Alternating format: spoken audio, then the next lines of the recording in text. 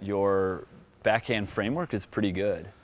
As you can see, you get your racket down, you may have a good solid contact point where the arm is straight, and you have a nice high follow through. What we're going to work on today is using your body a little bit more. It's a very arm dominated swing from here to here. I've always liked my backhand better than my forehand. Yeah. Because I could spin it really well and at least get some good top spin and bring it down. Yeah, and you have the ability. I mean, you get down below contact pretty good. Here's contact here. It's a nice strong position with the arm pretty straight there. Yeah. And then you have a nice high finish and you release the racket. That gives it that acceleration up. Robredo's shoulders are at almost another 20 to 30 degrees turned. And that's using his upper body a lot more efficiently than where you're at right now. Now, if you bring the two swings together, your shoulders remained perpendicular to the court while Robredo's start to unwind open. He's probably at a 45-degree angle where you're perpendicular. I love it. I love how it's a different feeling in my mind than it is on the picture. Yeah. What does it feel in your mind? Oh yeah, I'm wide open. Well, I am, but I'm not open to the court. I'm open to the side netting. Side. Right. Robredo's a really strong, fundamental example. He doesn't open up as much as like Wawrinka or Thiem opens up quite a lot with his upper body. The old advice of stay sideways on the shot is definitely not going to serve you as well as using your body actively to rotate through. The video shows us, okay, yeah, you're right. I'm not coming, even though as much as I think I am coming and loading way back here, I'm not. I'm really just yeah. Here. And then from there, it's all arm kind of coming forward. Yeah, it's kind of like, and the problem is earlier I mentioned that you're a pretty strong guy, so you've been able to kind of get away with using your arm and still creating racket head speed. But using your body now will allow you to kind of relax the arm a little and then allow the body to take over. So we actually want a few degrees, maybe another 20 degrees or so of upper body load where you're kind of loading here with, it's not your back to the court, but at least the back of your right shoulder to the court. And then, as you start to turn the hips open, the torso kind of follows. And as you start to turn, you'll make contact with your chest kind of facing the contact and then continue to open up as you release the racket head up.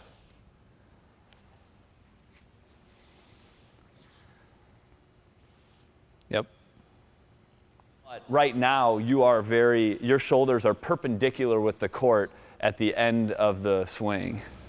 Here. Yeah, so we need to unload the body into the swing, and that will help, again, using the big muscles of your torso to bring the right arm along. We want contact to be in the middle of an unwinding of the body towards the point of contact. Looking over that right shoulder, and then come to contact where your shoulder should be at about a 45-degree angle, a little bit more, there. And then out and up. You say from here. Start to turn, there you go. So contact point would be about the butt cap of my racket. And then just kind of up and over. There you go, good. Yeah, nice. I like we can see the wheels turning. Let me help you. Let me exaggerate. So now go ahead and start your swing, but very slowly. Bring it back, start your swing. So start to turn, feel that kind of pull right here. Yeah. That's where the lag should be felt. It's like, because you're rotating here, you're kind of pulling forward. I was not feeling that. Did you feel it when I tugged on your racket? Yeah. There. You're kind of holding it back here as you start to rotate forward and then releasing it out. So as you can see, we're talking about, see, he's still kind of holding the racket here, but his hips have started to turn, which then turns the torso. So the initial power is here. And then the secondary power comes in the torso, and then the third is the pull with the shoulder here, and then releases out through the arm and hand.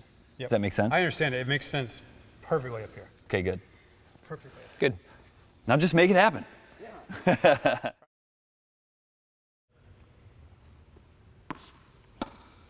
Yeah, nice, nice, nice. Really good, Scott.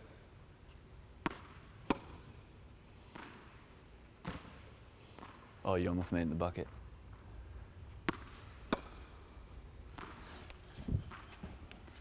There's your last rep that you just did.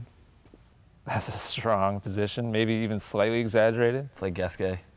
It's a big turn. So look at how much is happening between your take back and contact. Yeah. And look at what happens after contact. So same principle as on your forehand side. So we're doing more before contact, we're doing more after contact with the parts of the body that really matter. Okay. Nice. Yeah, why don't you start off and do the initial turn so you can get the feeling here, and then I'll drop a ball for you. Nice, Scott. You go. Nice job. You know, almost show Ian if the back part of your shoulder here, yeah. That'll be kind of your benchmark for the initial turn. So start in your ready position, make the initial turn. Good, make your shadow swing, and then square up to Ian. Ian will see you making your initial turn, feed the ball, and then go. It might have to hold for just a split second, but just getting that feeling of turning. Nice. That was a good one. Good. He'll see you start to turn. Nice. Nice, Scott. Great job. Looks nice. All right, go ahead and feed a few consecutively, probably about 10 or 15. Focusing on that initial load, and then relinquish all control. Nice.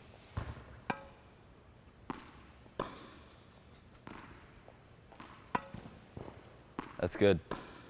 Good initial turn, Scott.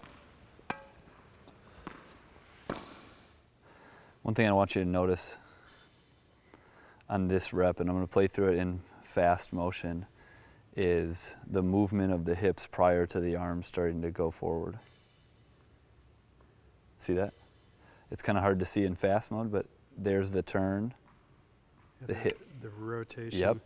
And that's what brings the racket forward. See here? There's the pull. Yeah. It's not so much, I guess, you know, versus stepping into it. It's really more about opening. Yep. And so a couple of these, let me just see if I can find the rep, the exact rep. Oops. There was a higher ball. You did a great job here. Good turn. So the higher the ball goes, the earlier you have to start your swing in order for the swing to get from contact point here to contact point here. So we just start that rotation earlier so that your racket has enough time to get to contact. I thought you did a great job here. Great contact, shoulders and torso are facing at a 45-degree angle, continue going up and rotating around. That's the hardest thing for one-handed backhand players, is hitting the high ball. It's starting it early enough so that you can get your racket up to contact and still maintain that integrity of the straight arm and the racket face. And then you did a nice job of releasing up and out. So that's a great job. All right, so I'm gonna have you go back to the baseline, and I'm gonna have Ian go to the baseline also and feed some balls. Okay. So you're gonna get a little bit faster pace shot, and I want you to still swing at the same speed, just focusing on that initial turn. Okay. Sound good? Turn. Yep. So the timing's gonna be a little different here just because the ball's further away. So it'll take an adjustment period, and that's fine. That initial turn. There you go.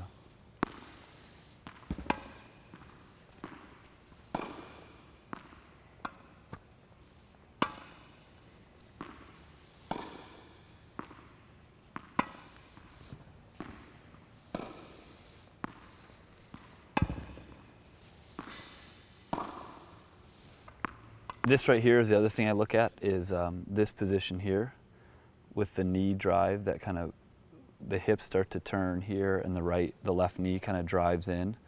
So that is starting, and that's how I can tell your hips are moving, that initial turn there, before the racket is even let go with your non-dominant hand. Same thing with Robredo. That knee starts to come in, which means the hips are starting to rotate before he lets go. And then from here, contact is made with a straight arm, contact made with a straight arm, and then you have a little nicer finish than Robredo. Nice job. But yeah, that's what we kind of look for, this position here where the weight's on the front foot, the chest has fully rotated, allowing you to unleash the power and using the body here. Let's take a look at it in fast. See how it all starts from that turn with the hips, that slight turn with the hips. Okay. Good job. More pace? Yeah, just a little bit more pace. He's going to give you more pace. Now, that doesn't mean swing harder. And as a result, you'll see a little bit more pace. There, nice. Good. All right, Ian, ready for some rallies? All right. Ready as I'll ever be. This is kind of where the rubber meets the road. Nice. Get ready. Nice, Scott. Ian's got a ton of balls over there, so if he misses or you miss, not a big deal. Really nice, Scott. Yeah. Take a look at your, we'll show you all of them. Good, great loaded position. Shoulders are past perpendicular. Finish with the chest open, great job. This one is a little bit of high ball. You got a late start on it, so that's why we ended up not being able to fully rotate. It's fine. Then you went right back to. That one come back. That one didn't rotate nearly as far as. You're still, one. yeah, you're still a little bit past perpendicular, which is, you know, on the edge of what we're looking for. That's a good one. Yeah. Good. This is what I thought was your best one.